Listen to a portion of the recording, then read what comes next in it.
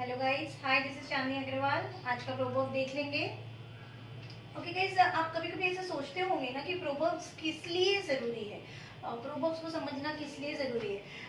मैंने एक पहले के लेक्चर में भी मैंने आपको बताया था कि ये जो लैंग्वेज होती है, ये प्रोवर्ब्स, अगर इसकी कोई ज़रूरत नहीं होती तो बनाए ही नहीं जाते। और ये बनाए इसलिए गए हैं ताकि कम्युनिकेशन जो होती है, okay, when we converse something, ये जो कम्युनिकेशन जब हम करते हैं तो ये अगर हम प्रोवर्ब्स, इडियम, फ्रेजेस जब हम यूज़ करते हैं तो उसकी वजह से क्या होता है, उसकी वजह से कम्युनिकेशन जो होती है वो इजी हो जाती है। कम्युनिकेशन इजी हो जाती है कैसे? प्रोवर्ब्स तो आपको हार्ड लगते हैं, फिर कम्युनिकेशन कैसे इजी होती है?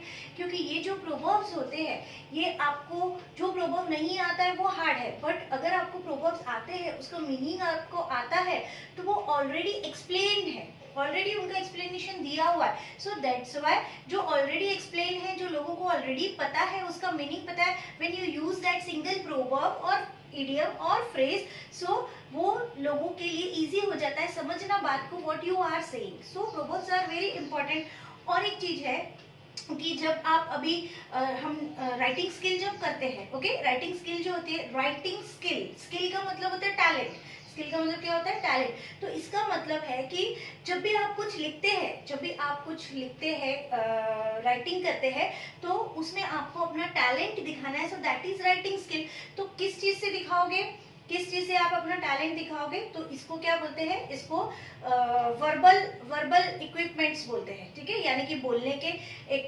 राइटिंग इक्विपमेंट्स होते हैं, वर्बल होते हैं, ओरल, ओके। तो इसका मतलब क्या हुआ कि आप ओरली बोलते वक्त जो एलिमेंट्स यूज करते हैं, जो चीजें यूज करते हैं, या लिखते वक्त जो आप यूज करते हैं, they are all like this only, okay. Phrases, proverbs, idioms, जिसके भी ये वेपन्स, ओके, ये वर्बल वेपन्स जो होते हैं, ये बहुत अच्छे होते हैं।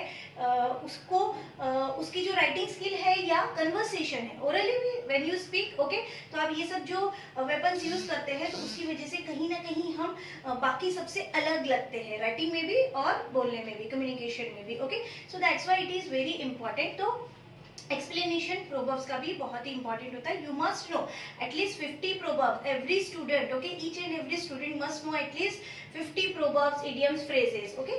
So that is a good part to write any communication, okay.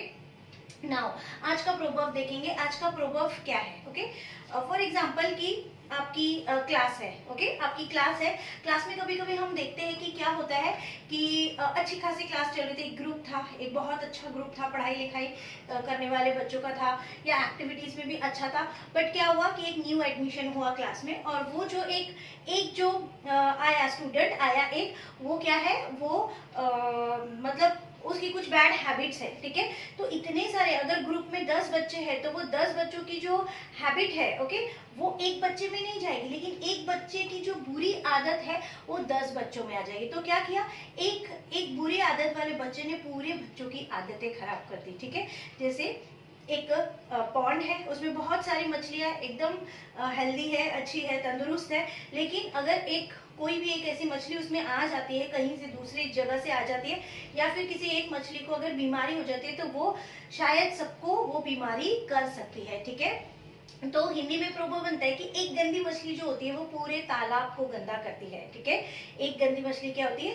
पूरे तालाब को गंदा करती है। इंग्लिश में उसके लिए देखेंगे, इंग्लिश में उसके लिए है कि एक सड़ा हुआ एप्पल जो होता है, सड़ा हुआ एप्पल आपने देखा होगा, कभी कभी हम सब्जियां लेकर आते हैं और रख देते हैं, 2-3 दिन अगर हमको ध्यान नहीं रहा तो क्या होता है, फॉर एग्जाम्पल हम भिंडी लेकर आए, तो भिंडी जो होती है, एक भिंडी अगर खराब है उसमें से, तो थोड़ी थोड़ी थोड़ी थोड़ी करके धीरे धीरे जो भी उसके कांटेक्ट में आती है भिंडियां, ओके।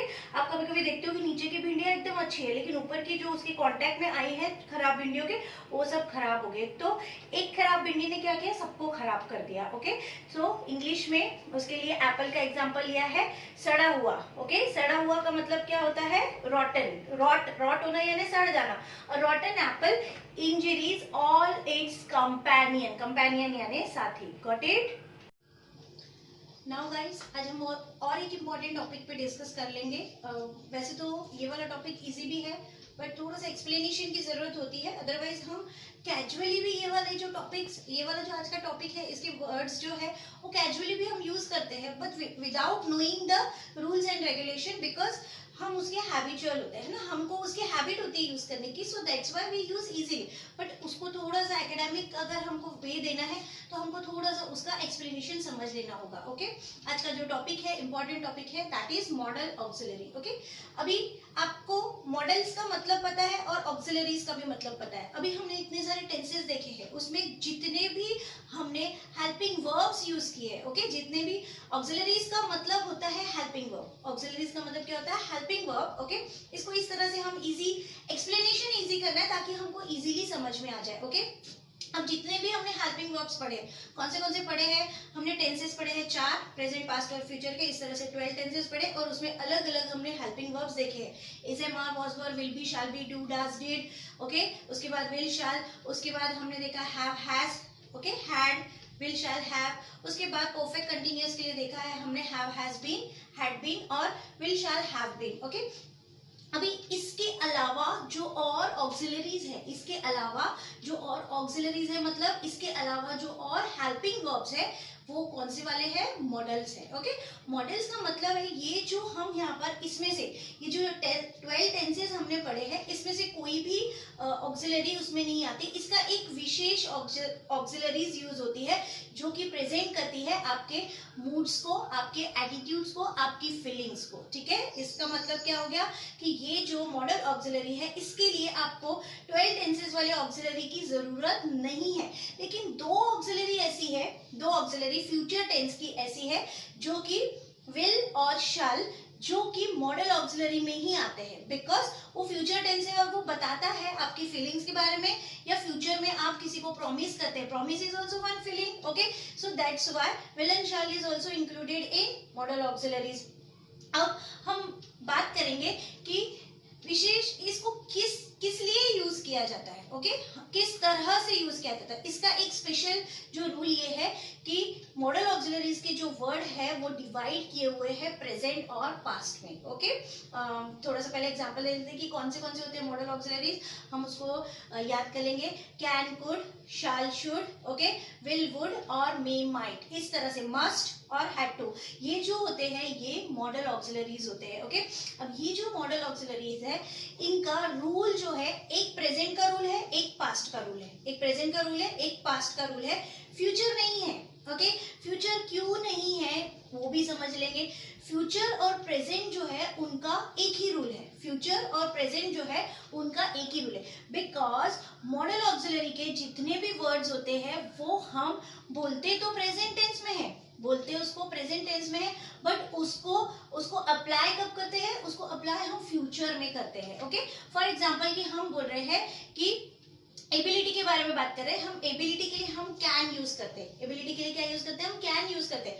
हम बोल रहे हैं कि क्या तुम ये कर सकते हो, क्या तुम फॉर एग्जांपल इन्वर्टर की बैटरी है, ओके, इन्वर्टर की बैटरी है, अब हम उसको पूछे कि क्या तुम ये इन्वर्टर की बैटरी उठा सकते हो, means that means you are asking about the ability, you are asking the question in present tense, है ना, you are asking the question in present tense, but वो अप्लाई कब होगा? वो अप्लाई चाहे वो 1 मिनट बाद, 2 मिनट बाद अप्लाई हो, बट वो अप्लाई कब होगा? वो अप्लाई फ्यूचर में होगा। ओके, इसको नियर फ्यूचर भी बोलते हैं, नियर फ्यूचर का मतलब होता है अभी, 5 मिनट बाद, 10 मिनट बाद, इसको नियर फ्यूचर भी बोलते हैं, बट रूल्स उसके सेम होते हैं, वेदर फ्यूचर फार फ्यूचर हो या नियर फ्यूचर, उसके रूल्स सेम रहते हैं। अगर उसने बोला कि हाँ मैं ये बैटरी उठा सकता हूँ, दैट मीन्स कि उसके अंदर एबिलिटी है बैटरी उठाने की। ओके, लेकिन कब उठाएगा बैटरी? फ्यूचर में उठाएगा, नियर फ्यूचर में उठाएगा, बट वो फ्यूचर में उठाएगा। तो